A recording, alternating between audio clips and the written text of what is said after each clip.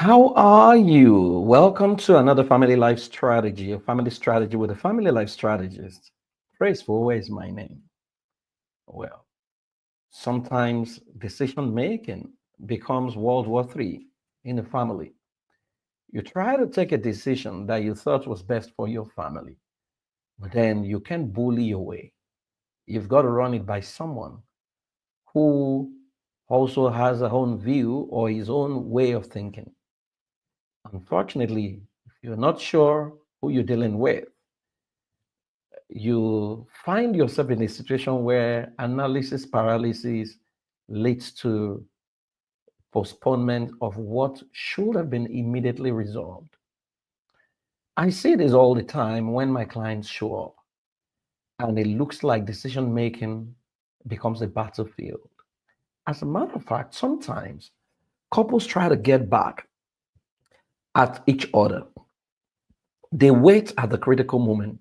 I remember a couple I worked with many years ago. I mean, they are totally okay right now. And what was the issue?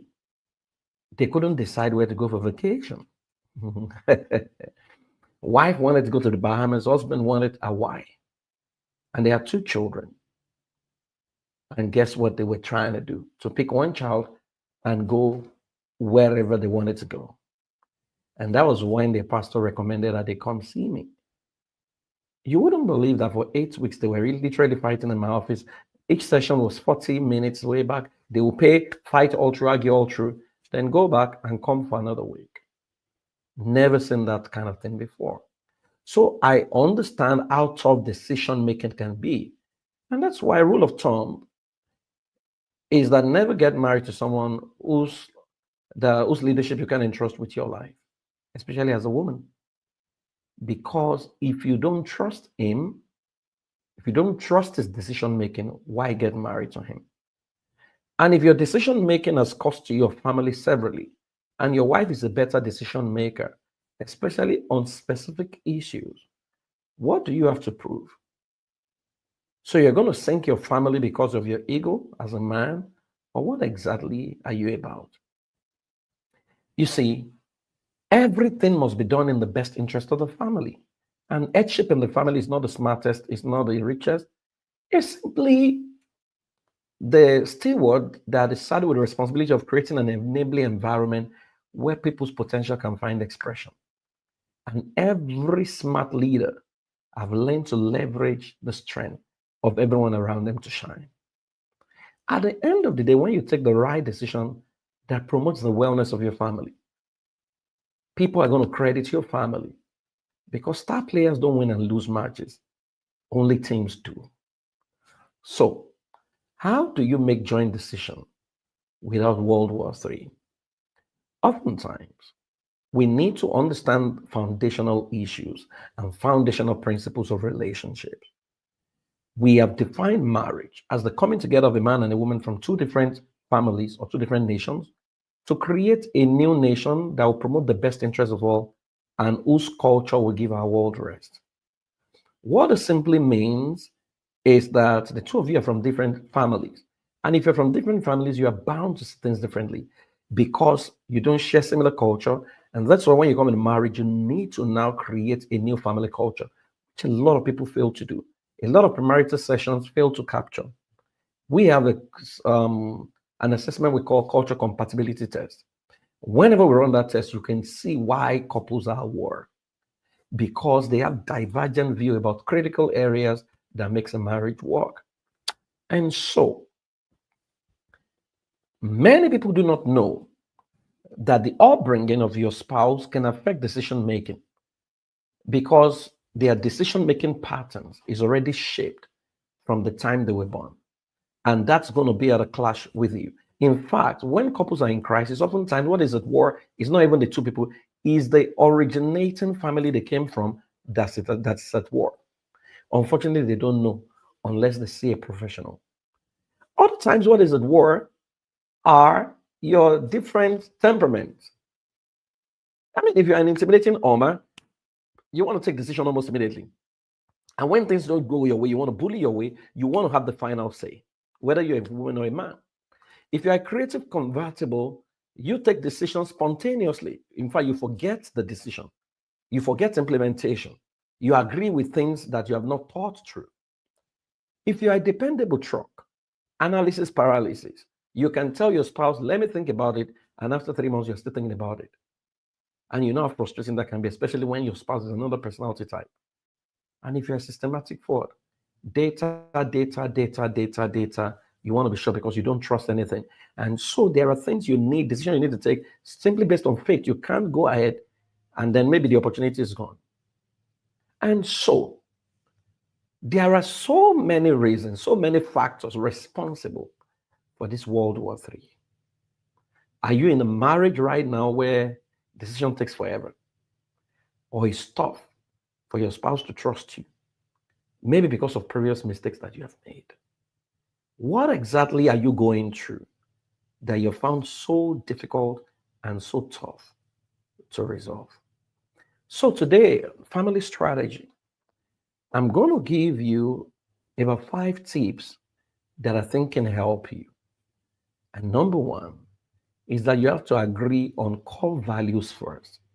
See, every decision must align with your family governance policy.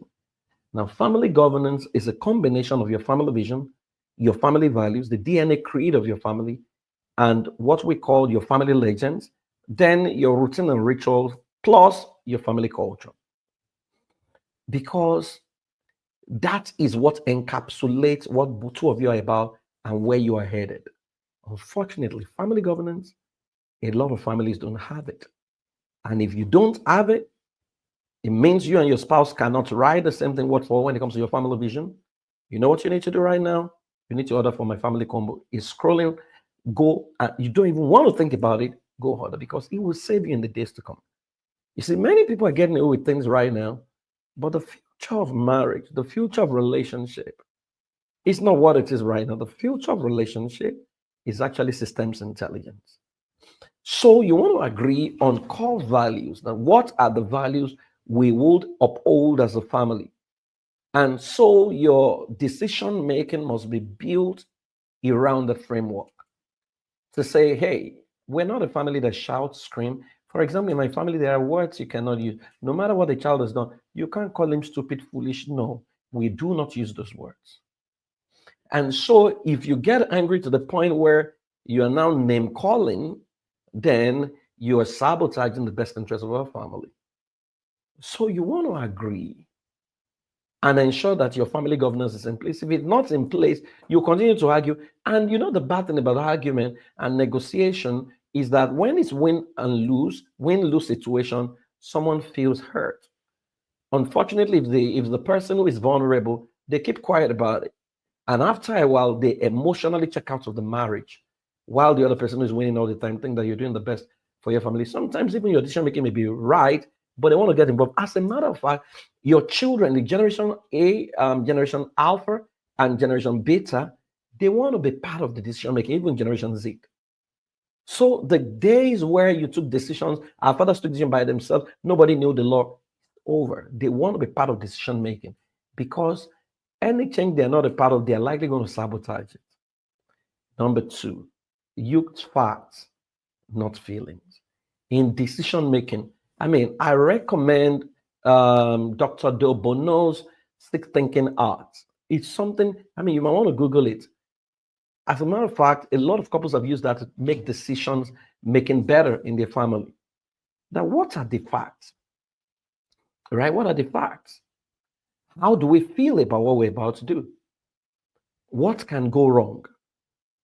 Right? What is the right strategy? How do we mitigate against what can go wrong? And then what are the steps, implementation steps? Right? So you want to use facts, not feeling. It's not that I feel. Your feelings is not a true reflection of what you want. A lot of people have died by their feelings. They've destroyed their family by their feelings. What are the facts? These are the facts. Can we go online? Can we check research? What are things saying? What are people saying? What are experts saying? Is there someone doing it? Can we interview people? Remember, you are taking decision. Decision is for the family. It's not for someone to make win. I get worried when I see couples who are competing to prove to themselves that one person is more intelligent than the other. So when you win the battle of intelligence with your wife, what's the game? Right? And so marriage is about us. It's not me versus them.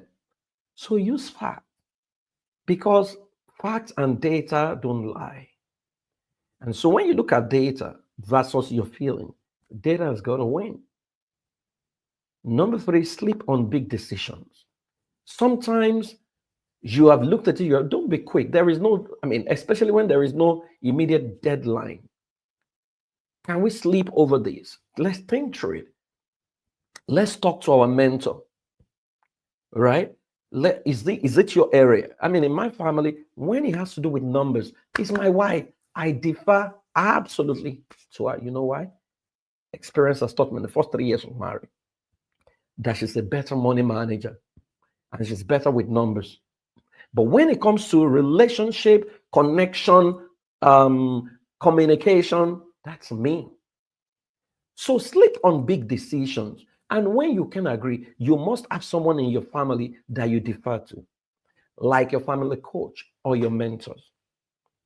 Human beings are not built to be independent. We're built to be interdependent. So there are people who have done what you want to do, and you go talk to them. Number 4, assign who leads where. By now, you should know your strength. You should know your weaknesses. So you want to assign that every time it has to do with numbers, you have got to take the final say, right? And then when it comes to this, I'll be the final arbiter here because this is my strength. You see, marriage is a team. Star players don't win matches. Teams do. And so there is nothing, no glory in trying to prove to your wife that you are the leader, and then you're occupying a space where you are not suited for. Maybe you're a man, you love to be domesticated, to cook, and then to take care of children. But because of what people will say, you're becoming an entrepreneur when your wife is a serial entrepreneur. There is nothing she can sell. There is no business she can do. But you keep her at home simply because people are going to laugh at you. They're going to destroy your marriage. Right? Insecurity. When I define what it means to be a husband, one of the don'ts of being a husband is that you cannot be insecure and be a husband. No, that you cannot be featuring the definition of being a husband, man, and being insecure or be jealous. So assign who leads, who is the best in a particular area. When it comes to parenting, who had the best parenting experience, who has learned by observation how to better parent. And then we can now study. And number 5, defer for peace, not out of fear. Don't do it because, I'm afraid of him, I'm afraid of his anger. And when you don't agree, don't gaslight or insult each other. Don't bully your spouse into submission. It's not good. Defer for peace. Okay, sometimes you are even sure, but if they are insisting, okay, we will do what you say. And if it doesn't work, it's not a time to gaslight them. But I told you, no, they would have learned the next time. Defer to this person. Right? Let's always remember that coming together is so that we can create a new nation that will promote the best interests of all, and whose culture will give our world rest. And as couples, we cannot be fighting against each other or trying to outdo each other or trying to prove that I'm bigger than you. I met a couple and the husband said, she's always competing against me, with me. Every time I bought a car, she went to buy the higher version. To prove what to who? My car is my wife's car. Her car is my car. We own everything. We want to buy a house. Our names are there. In fact, I'm so careless or I'm so detached from things that honestly, I don't mind buying everything in a name. Because how do you sleep with someone you don't absolutely trust? How do you keep your account from someone you say, this is my heartbeat? So guys, we don't always have to wage war when we can make love. My mother taught me it's better to build bridges than to dig dungeons.